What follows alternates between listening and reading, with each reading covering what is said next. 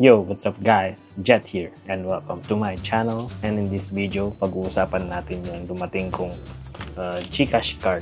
Pero na-excite ako kaya in-unbox ko na siya. Wala na siyang laman. Pero yun nga, tuturuan ko kayo kung paano mag-order nitong GCash card, kung ano mga requirements nito, and kung paano i-activate din tong GCash card. So kung gusto nyo malaman, manood lang kayo dito sa video na to. And don't forget to like, comment, and subscribe to my channel. And tara, turuan ko kayo. So, ito nga pala yung GCash card na dumating sa akin. Yan po siya.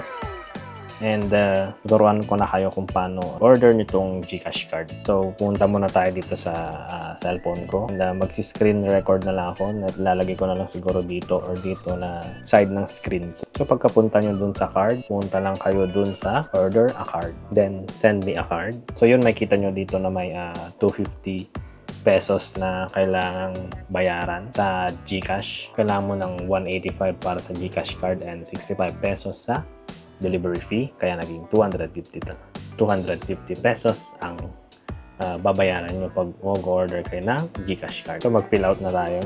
Pindutin nyo lang tong next. Then lagay nyo lang po yung pangalan nyo, number, and yung address nyo, zip code, and yung landmark na malapit sa bahay nyo. So pagkatapos yung mapilapan yung information nyo is magpapakita dito yung breakdown kung magkano. Ito yung sinasabi kong 185 pesos sa GCash card and 65 pesos sa delivery fee, and total is 250 pesos. So i-click nyo lang tong yung agreement and confirm. So pag na-confirm nyo na is mag-notify si GCash sa number nyo ginamit. May order kayong GCash card and ma-deliver siya within 2 to 8 days ata kung outside kayo ng Metro Manila, and mas mabilis ata pag nasa Metro Manila kayo. So ano bang use nitong GCash card and bakit ako nag-order nito? So itong GCash card nga pala is pwede mo siyang gamitin sa abroad kung gusto mong mag-travel na may low forex exchange and walang processing fee. Kunwari pupunta ka ng Singapore, mong gamitin to sa pag-tap ng mga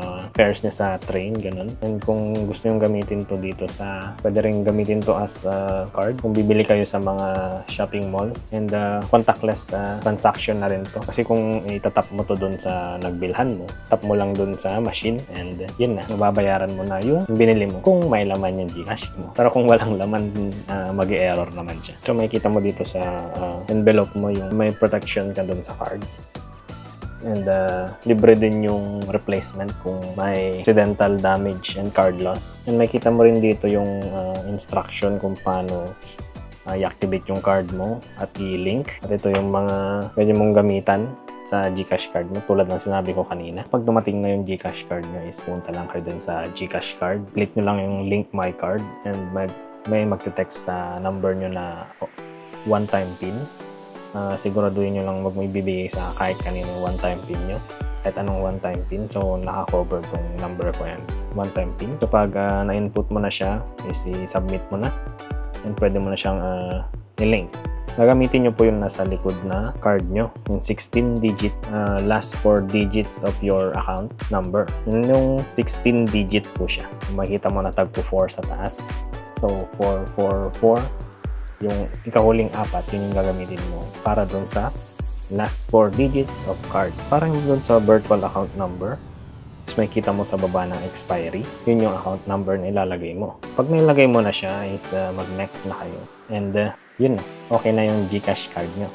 Pwede nyo siyang gamitin and nakalink na rin siya sa GCash account mo na may balance kung gusto mo siyang gamitin, and may offers din siya na may promos daw. Sabi dito sa papel na binigay nila.